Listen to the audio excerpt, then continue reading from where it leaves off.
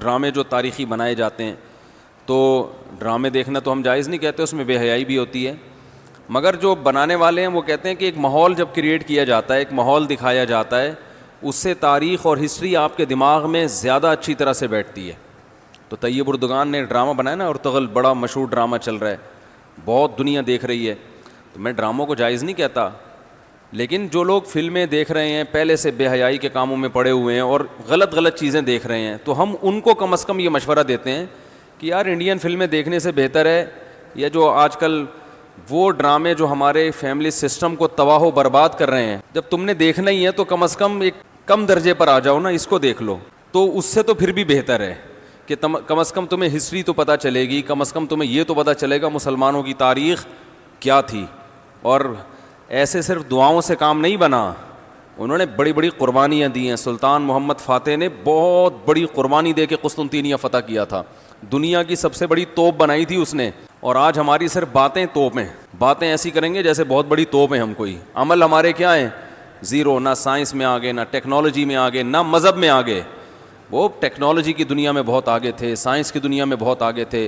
سلطان محمد فاتح نے جب قسطنطینیہ کو فتح کرنے کا ارادہ کیا، استنبول کو، نبی کی پیشگوئی تھی کہ میری امت میں جو طبقہ استنبول جو فتح کرے گا نا وہ جنتی ہے، تو صحابہ کے دور سے کوششیں ہو رہی تھیں، اور استنبول میں 1000 سال سے خلافت قائم تھی عیسائیوں کی، اور اسے کوئی فتح کر نہیں سکتا تھا۔ ابو ایوب انصاری رضی اللہ تعالیٰ عنہ گئے، وہ نہیں فتح کر سکے، ان کی قبر وہیں بنی، بڑے حملے ہوتے رہے، اتنی چوڑی دیوار میں نے خود دیکھی، اس کی میں نے ویڈیو بھی بنائی تھی، اور اتنی لمبی دیوار شہر کے گرد کہ اس کو ناممکن اسباب کی دنیا میں، ایئر اٹیک تو ہوتے نہیں تھے نا اس زمانے میں، جانا تو پیدل فوج نہیں تھا، جائے گی کہاں سے بھائی، چڑھے گی کیسے اس پہ؟ سیڑھیاں لگا کے جو چڑھتے تو اوپر انہوں نے گرم تیل گرم ہوتا تھا، اس کے دیگ رکھے ہوئے ہوتے تھے، تو وہ دیگ الٹتے تھے تیل ڈال کے، کوئی چڑھ نہیں سکتا تھا، بہت زبردست ڈیفنس تھا، کوئی میلی آنکھ اٹھا کے دیکھ نہیں سکتا تھا، اور جتنی لڑائیاں ہوئی سب ناکام ہوئی تھیں۔ سلطان محمد فاتح نے کہا بھائی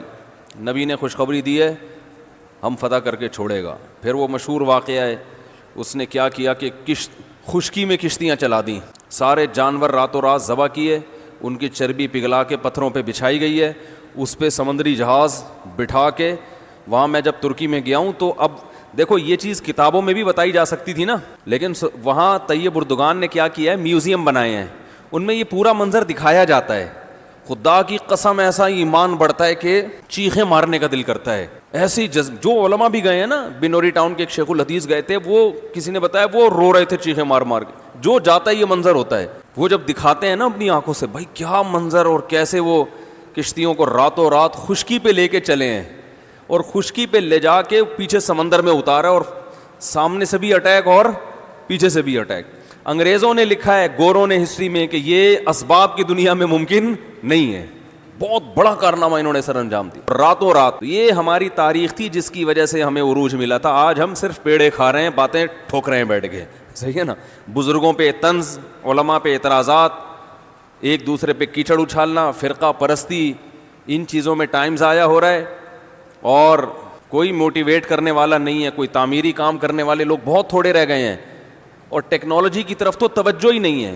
یونیورسٹی میں جو لڑکا مذہب پہ چلتا ہے، سب کی بات نہیں کر رہا، ایجوکیشن میں سب سے پیچھے وہی ہوتا ہے، عام طور پہ اسی کی شکایتیں آ رہی ہوتی ہیں، یہ چونکہ نمازی ہے لہذا نمبر سب سے کم اس کے آتے ہیں۔ نمازی کے نمبر تو زیادہ آنے چاہیے بھائی، جو تبلیغ میں وقت لگاتا ہے اس کو تو ایجوکیشن میں زیادہ آگے ہونا چاہیے، یہ تو ہمارے مذہب کا حصہ ہے۔ صحابہ کرام نے جو ملکوں کے ملک فتح کیے، اور جو ہمارے تاریخ میں فاتحین ملتے ہیں، سب سے پہلا بحری بیڑا حضرت معاویہ نے بنایا ہے۔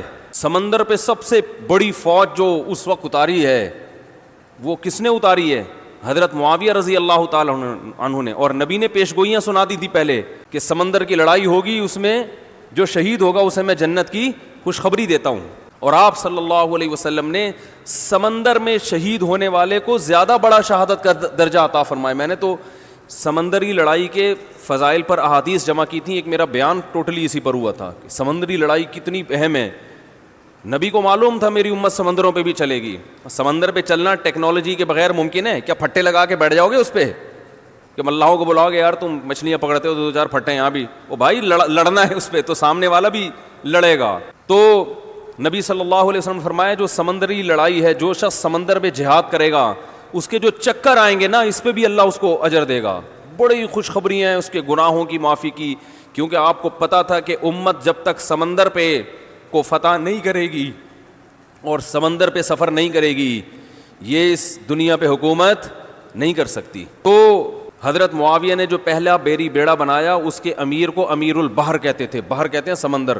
یہ امیر البحر کی ٹرم یہ انگلش میں منتقل ہوئی ہے, جس کو ایڈمرل کہا جاتا ہے.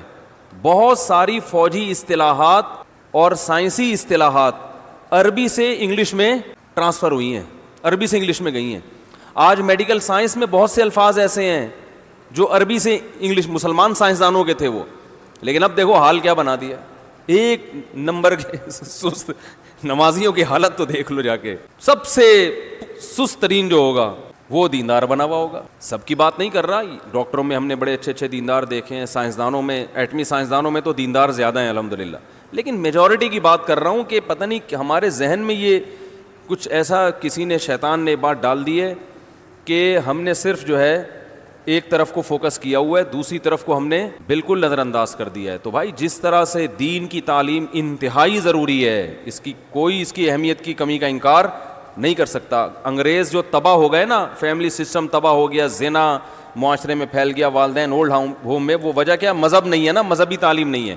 لیکن ہم جو معاشی لحاظ سے تباہ ہو گئے اور ترقی میں پیچھے رہ گئے, وجہ کیا ہے, مادے پہ محنت نہیں کی ہے. تو دونوں محنتیں ضروری ہیں.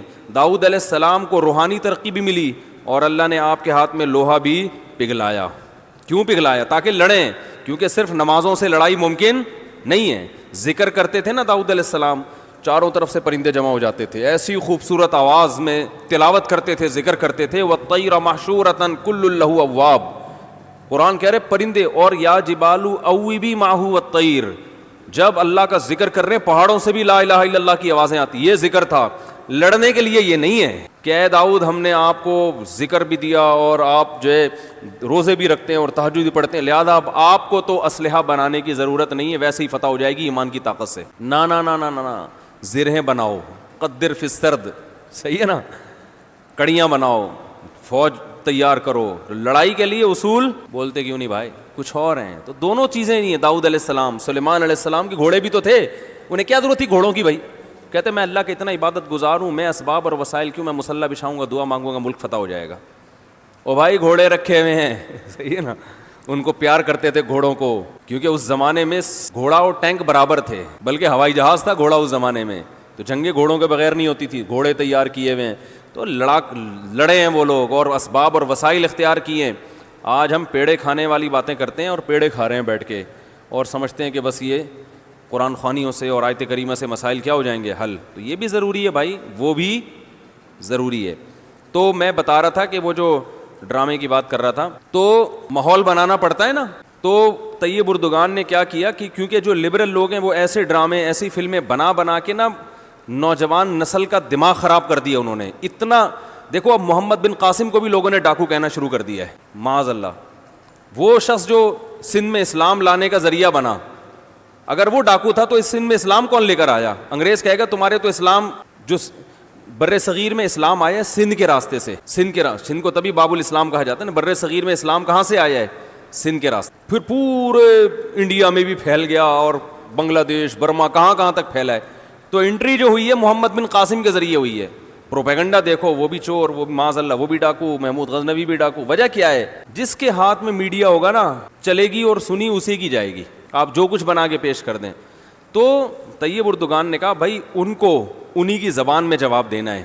ناول لوگ نہیں پڑھتے, رسالے نہیں پڑھتے لوگ, تو نوجوان طبقہ فلمیں ڈرامے دیکھتا ہے. تو اس نے کہا ڈرامہ بناؤں گا, اور ایسا بنا کے دکھایا کہ آج رپورٹیں یہ آ رہی ہیں بہت سے غیر مسلم مسلمان ہو چکے ہیں. تو میں عام لوگوں کو وہ ڈرامہ دیکھنے کا مشورہ نہیں دیتا, اس میں عورتیں بھی ہیں اور کچھ کہا جاتا ہے, میں نے نہیں دیکھا وہ ڈرامہ, بے حیائی کے مناظر بھی ہیں.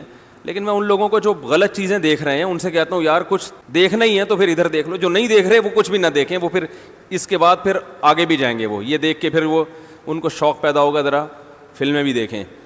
اور جو نہیں دیکھ رہے وہ تو بچے رہے ہیں, جو دیکھ رہے ہیں تو بری چیزیں دیکھ رہے ہیں تو بھائی یہ دیکھ لو پھر, تو اس سے کم از کم ایک کریٹو سوچ پیدا ہوگی تمہاری.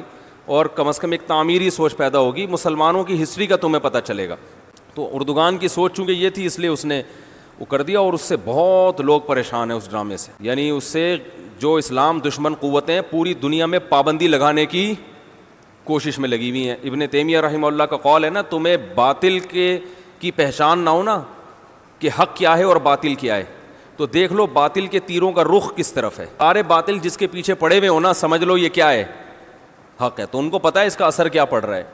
تو ماحول جو کریٹ کیا جاتا ہے, ماحول ایک قائم کیا جاتا ہے, اس سے جو لیسن ملتا ہے وہ ویسے زبانی سمجھانے سے نہیں ملتا.